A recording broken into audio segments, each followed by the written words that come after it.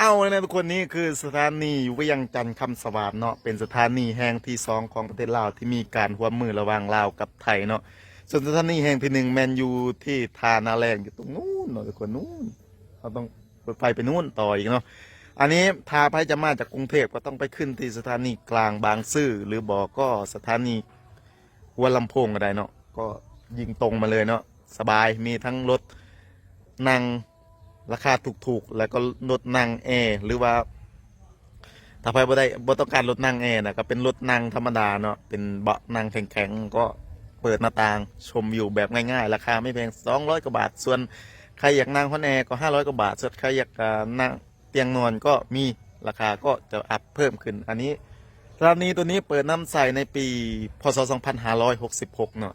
เป็นข่าวตอนนั้นก็คือสท่านหนึ่งอยู่ในประเทศไทยมาลงข่าวเอามาเห็ดข่าวแล้วเนาะเป็นเลยมาตรงนี้เนาะอันนี้คือเป็นสถานีที่กว้างใหญ่เนาะก็ใหญ่เติบอยู่เนาะนี่ไงทุกคนนี่พื้นที่เดี๋ยวจะพาทุกคนเข้าไปเมืองข้างในเนาะจะ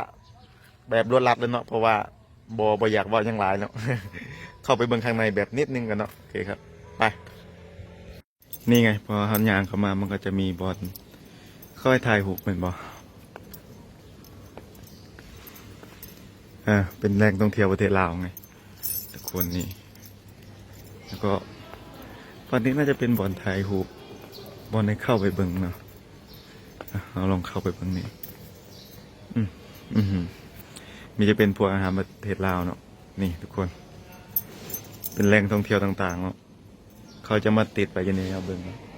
ส่วนฝั่งนู้นเป็นบอลซื้อปีเนาะฝั่งนี้ก็จะเป็น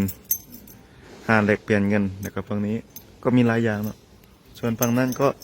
คือสถานีรถไฟเนาะคือทางรถไฟแหละเราต้องข้ามด่านตรงนี้ไปเนาะไปที่มาก็จับบทนี้แล้วก็ข้ามไปขึ้นรถไฟจบแค่นั้นแหละคน